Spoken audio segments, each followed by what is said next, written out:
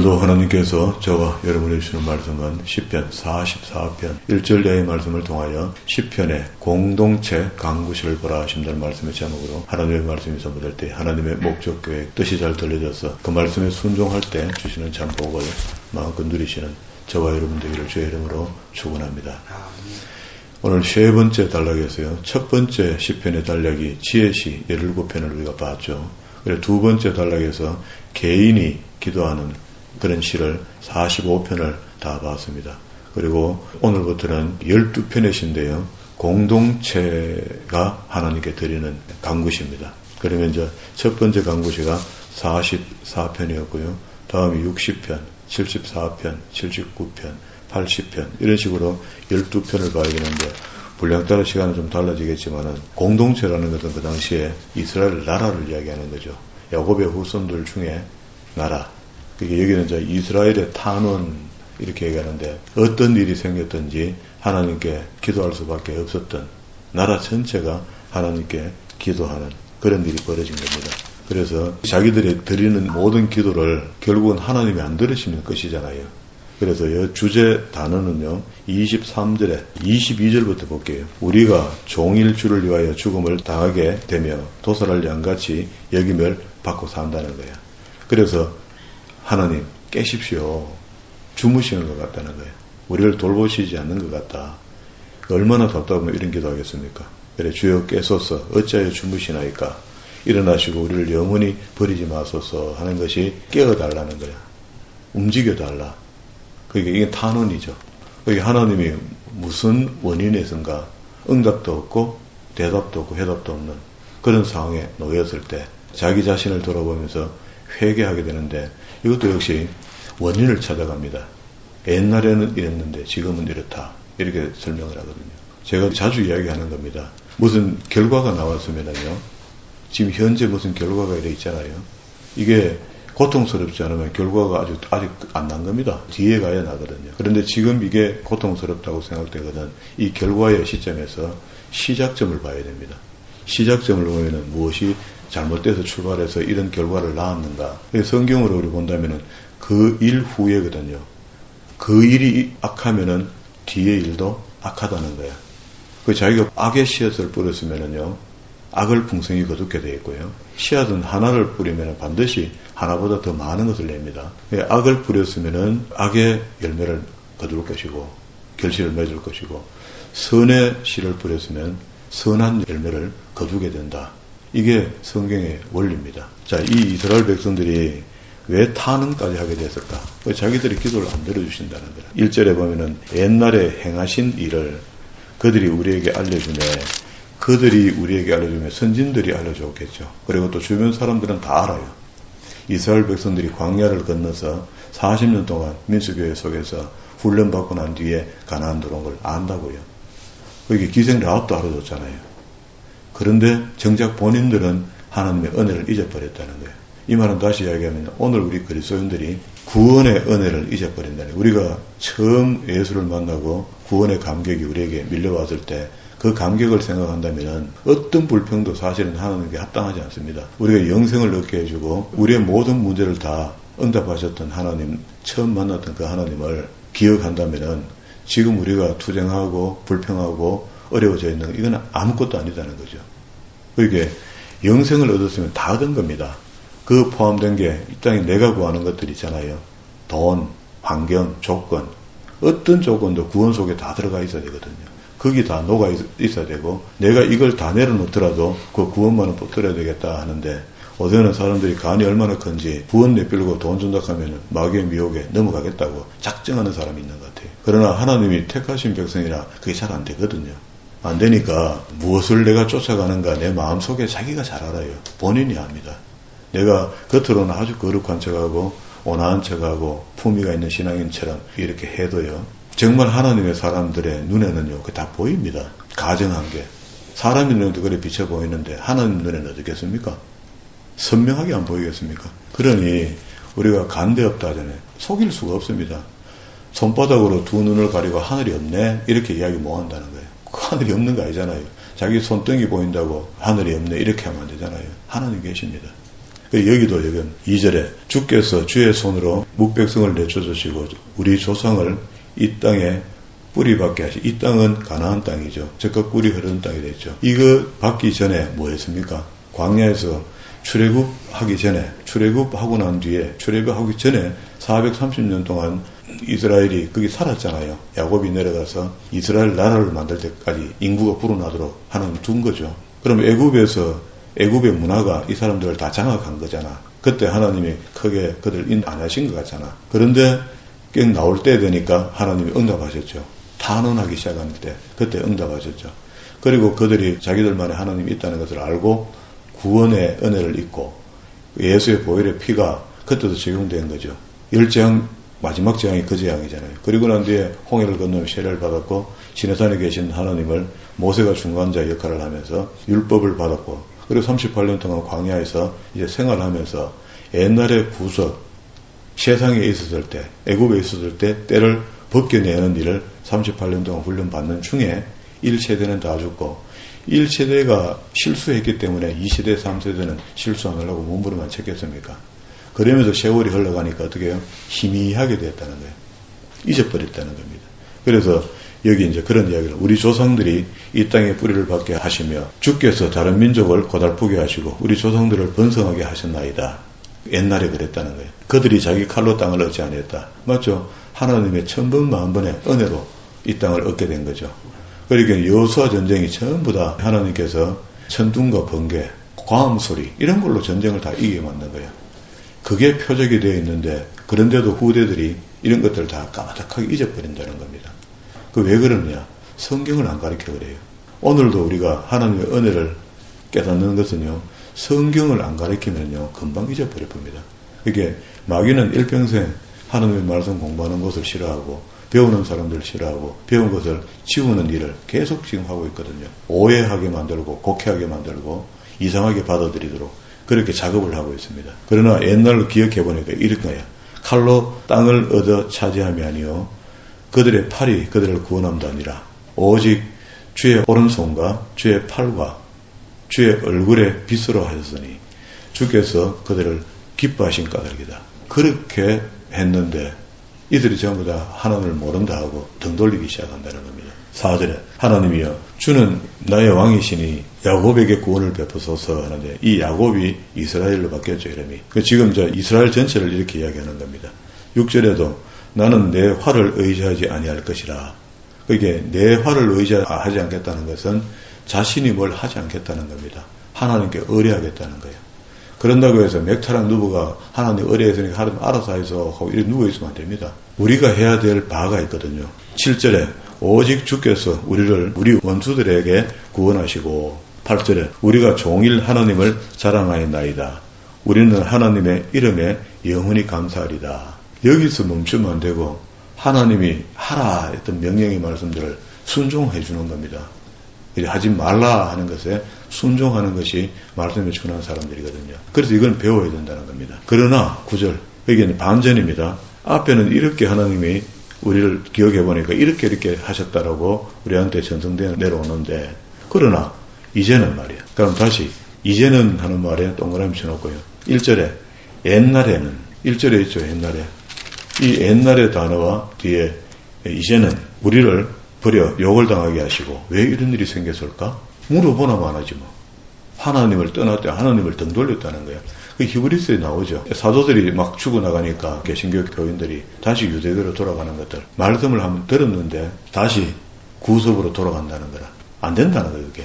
그리고 10절에 주께서 우리를 대적자들에게 돌아서게 하시니 11절에도 주께서 우리를 잡아먹힐 양처럼 그들에게 넘겨주시고 이 정도 되면은 그래도 믿음이 좀 있죠. 이런 일이 벌어지는 것이 하나님께서 우리에게 벌 주시는 거구나 하는 것을 깨닫는 사람들의 탄원이야. 여러 민족 중에 우리를 흩으셨나이다. 그러니까 우리 이스라엘 역사를 공부해 봤잖아요. 공부해서 우리는 알죠. 이런 핍박들이 계속 생기는데 이거 전체 역사서를 공부하면서 원인이 뭐라 했습니까? 오경 속에서 약속하신 말씀을 잊어버렸는데 그게 이제 단답형으로 설명을 하면은요. 신명기 30장 9절과 13절의 말씀입니다. 몇천년 면전의 끝에 하나님의 말씀을 백성들을 모아서 유아, 유치, 이방인들까지 다 모아서 성경을 가르쳐라. 어디까지? 하나님 경외하기를, 하나님 두려워하는 마음이 생길 수 있도록 그렇게 도와주라는 겁니다. 그게 성경 공부였어요. 그런데 그걸 안 하니까 방자하게 되고요. 자기 마음대로 살고. 그러니까 옛날에 가나안 땅에 들어오게 했을 때 전쟁한 것도 우리가 잘해가 한 거야. 여호수아가 소리를 크게 질러가 했는데 거기다 크게 질렀더니 여리고성이 무너진 거야. 이렇게 생각한다는 거예요. 13절에 주께서 우리로 하여금 이웃에게 욕을 당하게 하시니 무단히 일이 벌어지지 않는다. 그런 일이 벌어진 것 같으면 당연히 우리가 정상적인 신앙일 때는 하나님 저들에게 모욕을 당하지 않도록 하여 주옵소서 하면 응답도 하시고 할 건데 지금 자기들의 잘못을 자기가 못 보니까 14절에 주께서 우리를 뭇백성 중에 이야기거리가 되게 하시며 민족 중에서 머리 흔들기에 다른 민족들이 보면서 머리를 찔레찔레 아이고 꼴 좋다 꼴 좋아 이런 수치를 당하고 있다는 거예요. 나의 능력이 종일 내 앞에 있으며 수치가 내 얼굴을 덮었나이다. 내가 비방하고 욕하는 소리 때문이요 나의 원수와 복수자 때문입니다. 근데 우리가 이렇게 조롱받고 있는데도 하나님 함께 하십니까? 하나님 내 편입니까? 하나님 우리 편 맞을 겁니다. 변함없이. 그러나 우리가 하나님께 등을 돌린 상태에서는 하나님 편을 할 수 없어요. 배교했다면 배교. 17절에 이 모든 일이 우리에게 임하였으나 우리는 주를 잊지 아니하며 주의 언약을 어기지 아니하였나이다. 이게 이제 조건이 되는 겁니다. 우리가 어려운 일이 있고 고난이 없고 우리 기독교인들에게 고난이 없다면 세상 사람들이 다 기독교로 개종할 겁니다. 그렇죠? 100% 우리 어려움이 없는데 왜 거기 있어요? 여기로 오지. 그런데 우리 기독교인이 고통받는 걸 보거든요. 어려운 걸 보거든요. 지질이 궁상처럼 사는 걸 본다고. 보기 때문에 그것도 별 볼 일 없네 하고 안 오는 거예요. 그래서 하나님은 그런 일들을 통해서 아무나 하나님을 섬기지 못하도록 한 것 같아요. 여기 믿음이 있어야 섬기죠. 18절에 우리의 마음은 위축되지 아니하였고 우리의 걸음도 주의 길을 떠나지 아니하였습니다. 잘합니다. 아멘입니다. 주께서 우리를 성냥의 늑대 같은 것들의 처소에 밀어 넣으시고 우리를 사망의 그늘로 덮으셨나이다. 우리가 우리 하나님의 이름을 잊어버렸거나 우리의 손을 이방신을 향하여 폈다면 우리에게 오는 고난, 징계, 하나님의 이름을 잊어버렸거나 우리는 간간히 잊어버리고 살죠. 배신하죠. 그 배신이라는 그 큰 의미에 대한 배신은 아닌 것 같은데 그래도 조밀조밀한 순간 바뀌었다가 돌아오고 바뀌었다가 돌아오고 이렇게 하죠. 하나님이 이를 알아내지 아니하셨습니까?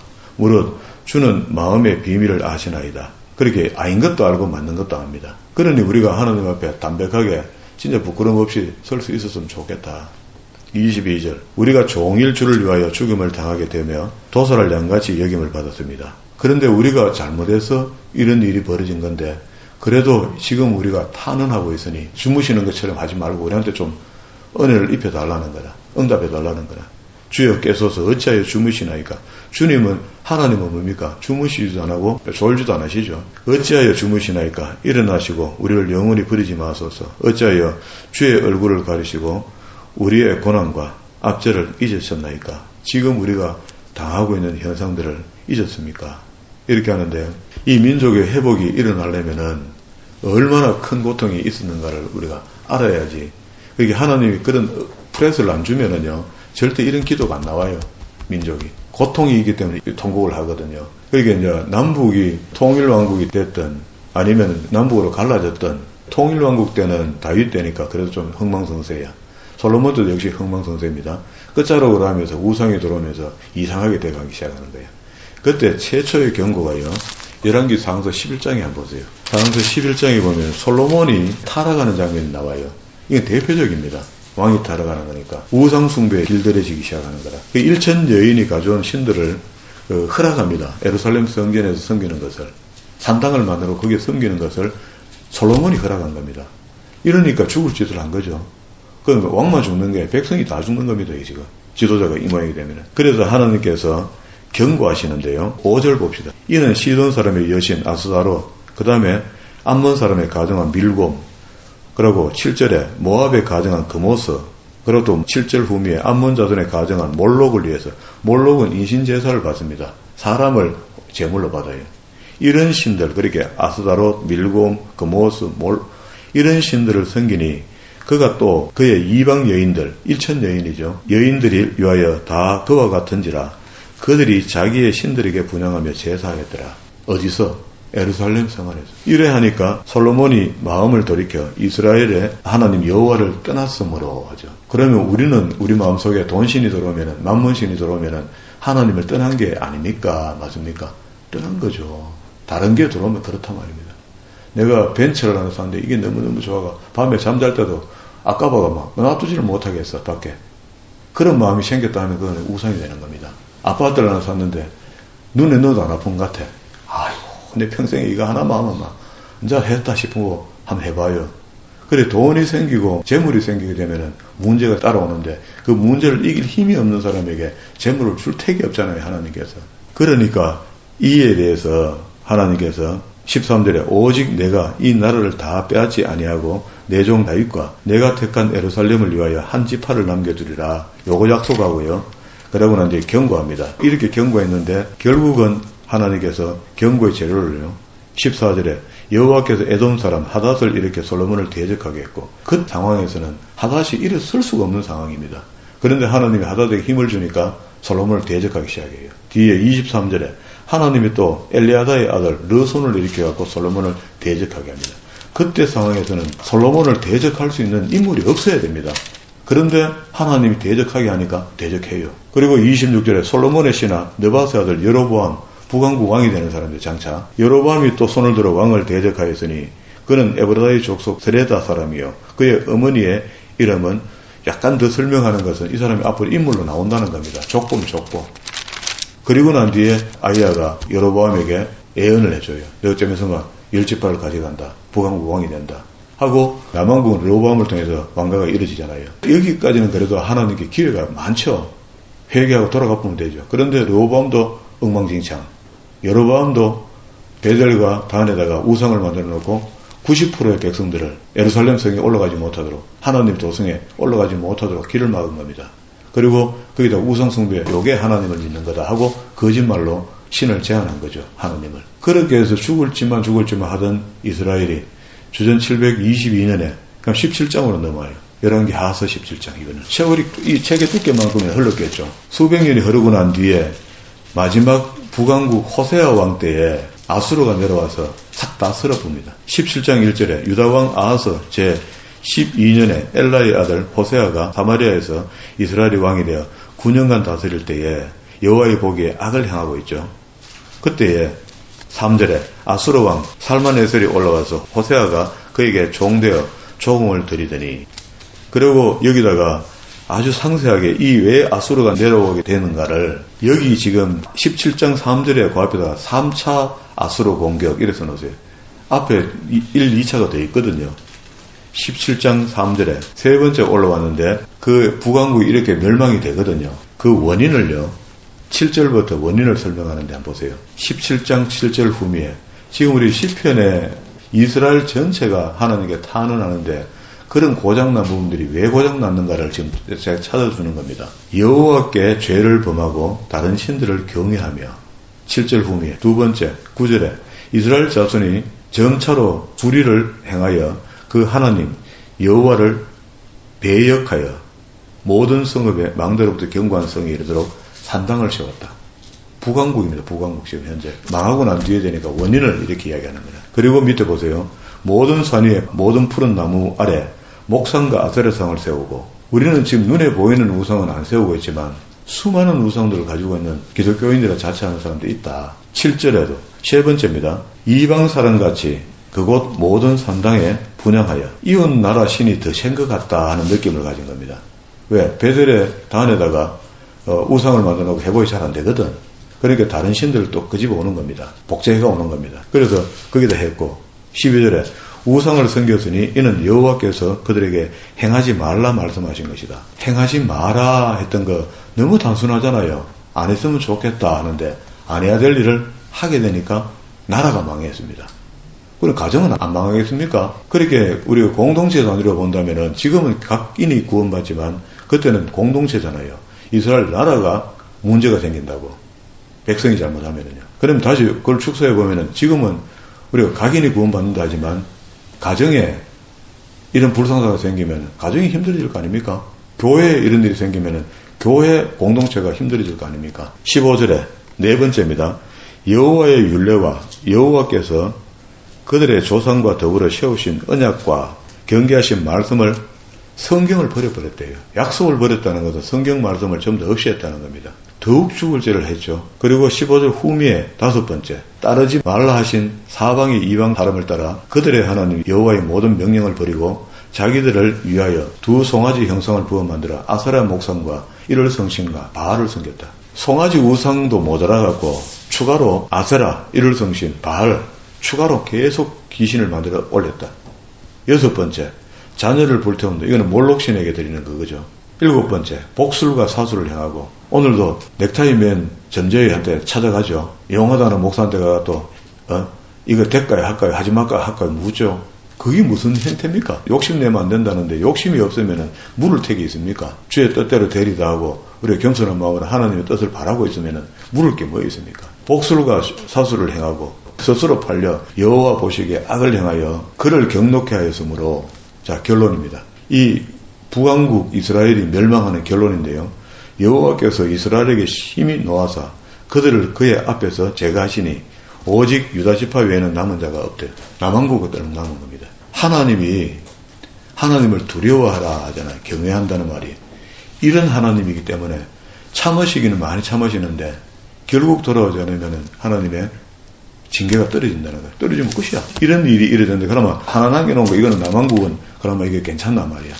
이제는 24장으로 가죠. 11개 하고니까 24장 1절에 여호와김 시대에 바벨론에 느부갓네살이 올라오며 이 바벨론 왕 느부갓네살이 지 혼자 올라온 게 아니고 하나님이 그들을 보낸다고 여러 번 경고했거든요. 그런데 이스라엘이 말을 안 들어. 유다가 안 들으니까 아까 호세아 왕 때 하나님이 아수르 왕을 보내서 완전히 멸망시키는 것처럼 이거 지금 보내는 겁니다. 거기도 3번 여기도 3번에 걸쳐서 공격하거든요. 이 말은 뭡니까? 첫 번째 올 때 정신 차리면 되죠. 그럼 2, 3번이 없어지겠죠. 두 번째 왔을 때도 완전히 멸망한 게 아니니까 그때도 정신 차리면 세 번째가 없겠죠. 세 번째가 결말이니까. 그리고 24장 10절에 그때에 바벨론 왕 느부갓네살이 신복이 예루살렘에 올라가서 성을 에워쌌더라. 2차 공격. 앞에 1차 공격 바벨론에 요거 2차 공격. 그리고 25장 1절에 남왕국 마지막 왕 시드기야 제9년 10째 달 10일에 바벨론 왕 느부갓네살이 올라왔죠. 요게 3차. 그럼 1, 2, 3차 다 올라왔습니다. 그죠? 1차 올라와도 기회가 있고 두 번째도 기회가 있었고 세 번째는 기회가 없는 거죠. 하나님이 이만큼 유보해주고 망하게 한 겁니다. 끝까지 말을 안 들어요. 이때 활동했던 선자가 하박국, 에레미야, 저 잡혀간 사람 중에서는 다니엘, 에스겔 이런 사람들이 하나님의 말씀으로 그렇게 경고해도 안 듣습니다. 아무도 안 들어요. 첫 번째 하나님의 징계의 방망이를 쓰실 때 그때 기회가 놓쳐지면 두 번, 세 번은 안 되는 것 같아요. 다시 이야기하면 우리 상황에 하나님이 정신 차리라고 툭 치면은 그때 버럭 놀라며 일어서면서 회개하고 원점으로 돌아가서 자기 자신을 돌아보고 재출발 안 해주면은요 어렵다는 이야기입니다. 왜? 시소가 이렇게 있다가 기울어져 뿌고 나면요 집에도 아무리 큰 힘을 내도 이게 올리기 힘들다고 그런 것 같습니다. 우리 지금 영적 상태가 신앙 상태가 이 이스라엘 전쟁사를 가지고 모본으로 우리가 보여줬는데 오늘 시인이 그걸 지금 이야기하고 있거든요. 시편 44편 끝자락에 왔잖아요. 그러니까 하나님이 왜 이 나라를 이렇게 찾겠나 말이죠. 11개 하서 24장, 25장을 걸쳐서 1, 2, 3번, 3번에 걸친 바벨론 공격들이 그거는 그때 역사적 사건으로 우리가 읽고 그냥 끝날 것인가. 오늘 이걸 우리 신앙생활 속에 하나님의 경고가 한 번, 두 번, 세 번 이렇게 오는 거구나. 그렇게 오겠네. 하고 받아들이고 그리고 이들이 무슨 잘못을 했는가 봤을 때 그때 시대적 배경이 있잖아요. 그때는 종교도시에 살고 있는 사람이 하나님 외에 딴 신을 만날 수가 없어요. 그런데도 불구하고 그게 솔로몬의 화려한 삶이 그 1천 여인을 불러들인 거 아닙니까? 1천 여인을 불러들이는데 그게 여인만 온 게 아니고 원래 그것도 불러들이는 것 자체도 잘못된 겁니다. 이방 여인하고 결혼하면 안 되거든요. 그때는. 그런데 이미 들어온 사람들, 시집온 사람들이 드라민을 가지고 온 거야. 휴대용 신을 가지고 온 겁니다. 그래서 종교 망국장이 된 거야. 예루살렘 성이. 그 거룩한 도성이. 그럼에도 하나님이 천년을 참아주는 겁니다. 유다가 완전 멸망하는 게 586년 아닙니까? 천년을 참아준다니까. 800년 가까이. 참아줬잖아. 그리고 하나님 뭐가 심하십니까? 그 도벌이 자기 책에다가 하나님 깡패 같은 하나님이라고 적어놨다는 거예요. 그건 잘못된 거죠. 잘못 본 거죠. 하나님 전혀 모르는 거죠. 우리가 지금 이 아침에 보니까 하나님이 훨씬 더 많습니다. 인간이면서 인간 편을 좀 들었으면 좋겠는데도 불쌍히 여겨서. 그런데 지금 우리가 다 이걸 찾아보니까 하나님이 훨씬 더 맞아요. 우리가 너무한 겁니다. 그때 이스라엘 백성을 우리가 편을 들어주고 싶어도 들어줄 수가 없어요. 그러면 오늘 지금 우리는 어떻게 살아야 됩니까? 한 번 터치가 되고 두 번 터치가 되고 세 번 터치가 기다릴 겁니까? 이런 모션만 보고도 뒤로 물러서면서 나를 돌이켜 회심으로 돌아가고 말이야. 하나님 회개는 어떻게 하는 겁니까? 도와주세요. 내게 회개할 수 있는 마음을 주세요. 간구하는 거 아닙니까? 이거 타는 아닙니까? 도와달라고. 나는 회개한다고 했는데 이게 좀 잘 안 된 것 같습니다. 열심히 난 산다고 살았는데 이 잘못된 길을 간 것 같습니다. 그리고 완전 자기 마음을 깨끗하게 비우고 돌아오는 사람을 회개하는 사람이라 하지. 내가 하긴 하는데요.